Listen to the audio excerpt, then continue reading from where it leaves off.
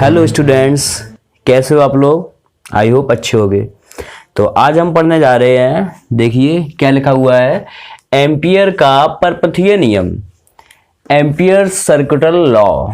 ठीक है, एम्पियर का परपथीय नियम या एम्पियर सर्किटल लॉ। एम्पियर का परपथीय नियम क्या है? देखो, जिस प्रकार से स्थिर वैद्युत पढ़ते थे, इलेक्ट्रोस्टैटिक पढ़ते थे, ठीक है, तो इलेक्ट्रोस्टैटिक में हम लोग पढ़ते थे गॉसियस लॉ, गॉस की प्रमेय या गॉस का नियम। उसी प्रकार से अब हम जब ये मैग्नेटोस्टैटिक पढ़ रहे हैं, ठीक है, चुंबक पढ़ रहे हैं, तो उसी में जिस प्रकार से स्थिर वैद्युतिकी में या इलेक्ट्रोस्टैटिक में गॉस का नियम था, उसी प्रकार से इसमें किसका नियम है? एम्पियर का नियम है। ठीक है, इसमें किसका नियम है? एम्पियर का। मतलब जब हम विद्युत पढ़ रहे थे, विद्युत में हमने दो नियम पढ़े थे। एक नियम पढ़ा था कूलाम का नियम और दूसरा नियम पढ़ा था गॉस का नियम। ठीक है, तो उसी प्रकार से इसमें भी दो नियम है। एक जो है कूलाम के तुल्य जो नियम है वो है बायो-सावर्ट का नियम, ठीक है, और जो गॉस के नियम के तुल्य है वो है एम्पियर का परपथीय नियम। अब एम्पियर का परपथीय नियम क्या कहता है? एम्पियर का परपथीय नियम, सबसे पहले इसका कथन समझते हैं कि इसका स्टेटमेंट क्या है। एम्पियर का परपथीय नियम है चुंबकीय क्षेत्र प्रेरण वेक्टर बी का किसी वक्र के लिए रेखीय समाकल पथ द्वारा घिरी नेट धारा I का म्यू नॉट गुना होता है। ठीक है, मतलब समझते हैं क्या है। एक चालक तार है, ये क्या है? चालक तार, और इस चालक तार में धारा प्रवाहित हो रही है I। इस चालक तार में कितनी धारा प्रवाहित हो रही है? I। हम एम्पियर का परपथीय नियम समझ रहे। एक चालक तार था, उसमें धारा प्रवाहित हो रही थी I। ठीक है, अब दक्षिणावर्ती पेंच का नियम समझते हैं। अब क्या होता है कि जैसे हम पेचकस को इस प्रकार पकड़ लें, ठीक है, अब धारा किस तरफ प्रवाहित हो रही है? किस तरफ प्रवाहित हो रही है धारा? पेज के कसने की दिशा में, ठीक है, ऊपर की तरफ प्रवाहित हो रही है। तो जिस तरफ उंगलियां घूमती हैं उसी तरफ तो चुंबकीय क्षेत्र होता है। तो चुंबकीय क्षेत्र ऐसा ऐसा इसमें हो जाएगा कि नहीं हो जाएगा? ठीक है, तो चुंबकीय क्षेत्र किस प्रकार से होगा? इस प्रकार से। ये क्या होगा इसका? चुंबकीय क्षेत्र। मान लिया चुंबकीय क्षेत्र R त्रिज्या के एक वक्र में पैदा होता है। ठीक है, तो अब चुंबकीय क्षेत्र की दिशा जिस तरफ ये घूमा है उसी तरफ तो होगी। जिस तरफ से ये देखो, जिस तरफ से ये ऐसा जा रहा है उसी दिशा में किसकी दिशा होगी? चुंबकीय क्षेत्र की दिशा। अगर अल्पांश ले लें dl, तो वो भी तो इसी दिशा में होगा। देखो, इस पथ का जो अल्पांश लें, पथ बहुत बड़ा है, इसका अल्पांश क्या है? dl है। ठीक है, तो अब क्या कहता है एम्पियर का परपथीय नियम? क्या कहता है एम्पियर परपथीय नियम? कहता है, देखो हम लिख रहे हैं तो ज्यादा समझ में आएगा। एम्पियर का परपथीय नियम है चुंबकीय प्रेरण वेक्टर बी का किसी वक्र के लिए, चुंबकीय प्रेरण वेक्टर बी का किसी वक्र के लिए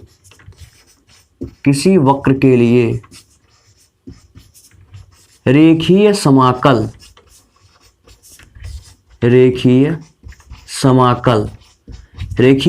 क्या होगा?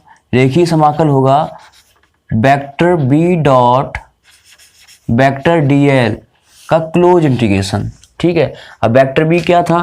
जब इसमें धारा प्रवाहित हो रही थी I, जो चुंबकीय क्षेत्र उत्पन्न हो रहा था वो वेक्टर बी था। ठीक है, और ये जो अब इन्होंने कहा किसी वक्र के लिए रेखीय समाकल, वक्र ये देखो मान लिया, ठीक है, इसका अल्पांश क्या ले लिया हमने? dl। रेखीय समाकल की बात की गई है तो अल्पांश ले लिया हमने dl।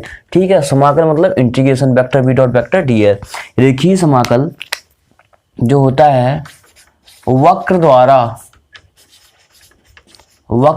घिरी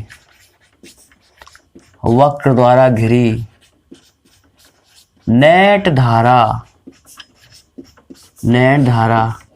I का म्यू नॉट गुना होता है। I का कितने गुना होता है? म्यू नॉट गुना होता है।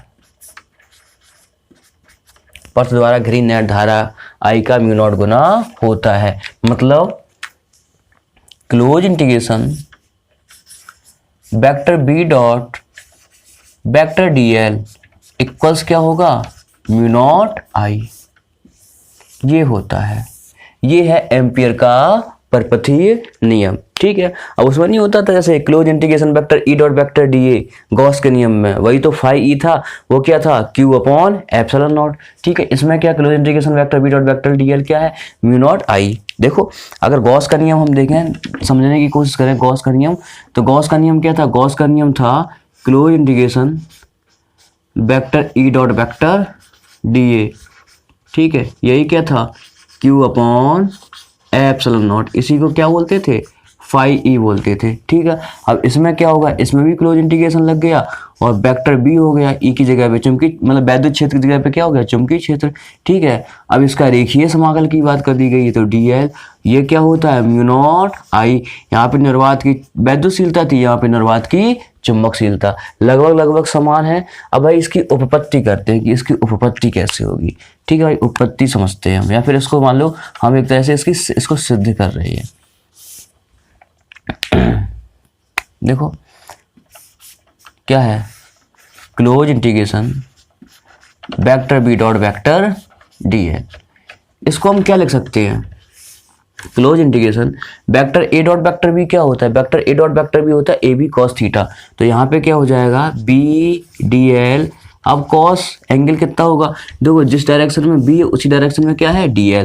देखो ये पथ कैसा है, एक वक्र है, उसी डायरेक्शन में डी एल है और ऐसे घूम रहा है उसी डायरेक्शन में बी है, तो बी डी एल कॉस 0। ठीक है, तो भाई देखो क्या होगा close integration B D L, ये तो हो गया बी डी एल। ठीक है भाई, अब देखो बी आया बाहर, इंटीग्रेशन क्या हो गया डी एल, इंटीग्रेशन क्या हो गया डी एल।